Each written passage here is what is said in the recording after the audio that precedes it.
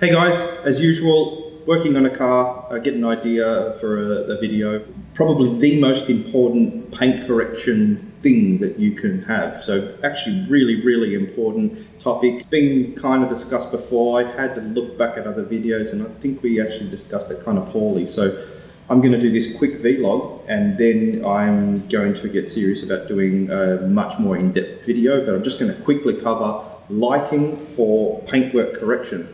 I use lights for paintwork correction and I use the same lights for photography once the car's done, but even though they're the same lights, they are completely different lights. What I mean by that is I'll use very hard light for paintwork correction. So hard light gives you a very good idea of the imperfections on a surface. Hard light like this is usually you try and get one light source, one point of light, not multiple LEDs in a torch or anything like that, but one small bright point, shine that directly at paintwork and you'll see all the imperfections around that, provided the light is strong enough.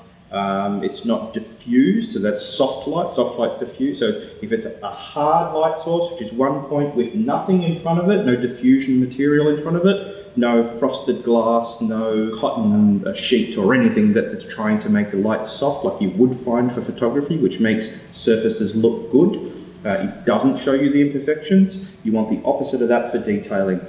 This is my preferred type of light. This is a single light source. It's a chip on board, so the chip is very small, very powerful. We've got two versions of this. One's 2000 lumens, one's 1000 lumens. I thought for a long time 2000 lumens would be enough. And perhaps a little bit more would be good. I was wrong. I always had it set to about 25 to 50%. So 1000 lumens is, in my opinion now, after about 10 years of using these chip-on-board lights, 1000 lumens is ample for any detailer. If 1000 lumens isn't enough, I think you've got some other problems. The light is too far away from the car, or the shaping of the light is no good. What I mean by shaping is this reflector that we've got here. Photographers will know this. This is a Bowen's mount reflector, 6-inch I think reflector. It has a gloss shiny internal, which I will remove. We'll make this matte black, which I'll show you in a more in-depth video and explain why and show you the differences between the two.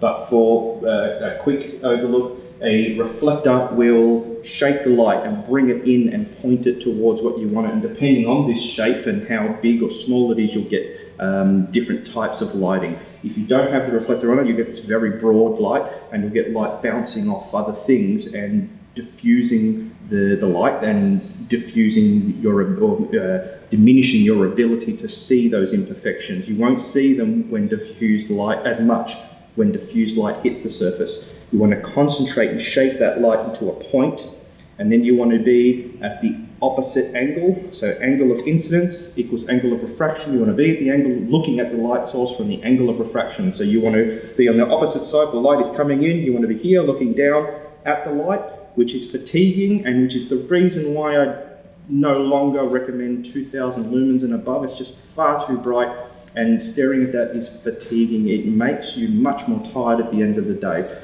So bringing that light down and trying to control your environment if you can is a good thing. That's why the clean room is so good. Anyway, we're going to show you some of the imperfections on this vehicle and show you the differences between hard light and diffused light, and why using diffused light can make a car look good, which has its place for photography. But why for detailing, why you'd want a hard light, the most unforgiving light source. And generally, if you go back through the last few thousand posts over years and years on social media, you'll find all our posts have hard light being reflected into a surface, and then the photography is at the angle of incidence, and it's showing you the light source in the surface, and it's showing you either the imperfections or the correction, or sometimes a 50-50 both. But doing this, getting the right type of light and shaping it correctly, the right amount of power. Color helps a little bit. Color's more for, it's nicer to have a white light. Getting something that's not hot, so you can be centimeters from this light all day, and it's not like the old halogens where it would give you a sunburn on your neck. That type of lighting will improve your detailing so much because you can more easily see the imperfections you have to correct. Trying to use inadequate lighting is basically just working in the dark, and it's going to take you so much longer to achieve your finishes, and you're going to be disappointed, or your customers will be disappointed when they eventually get it in hard light, like the sun. This duplicates the sun. And in fact, 1,000 lumens at about 1 meter away from a surface is pretty much exactly what the sun will show you. And especially something with a 6-inch reflector like this, it is so close to what the sun is. That will help you to see what you're doing more accurately and instantly. And this also gives you just generally enough light in that space so that you're not, you know, a torch or something like that is just too, I find, too difficult to use. We tried a headlamp, something mounted to my head, but it was always blocked by the head of the polisher. So I'd have the polisher there, and you'd have a shadow behind the gearbox of the polisher, so you couldn't see the imperfection. So set up like this, where it's coming in on an angle, and you're not looking at angle of incidence, but you're working at it from another angle where you can see the work you've done, and you can see where you're going to without shadows because the light's coming behind the machine. I think that's really important. But lighting is absolutely 100% the most important thing for paint correction. Not so much the polishing machines. Of course they are. They're very, very important. But you could have the best polished, best machine. If you can't see what you're doing, it's the point, right? So hard light versus soft light. We'll demonstrate that now to show you the differences that makes when you're looking for imperfections. Okay, so here we have an example of our hard light as I would have it set up specifically for detailing use. You can see all the imperfections here. Not so much directly on the light source, well, not at all, because it's completely blown, not just for photography, but in the flesh you can't see many imperfections here. It's just too bright.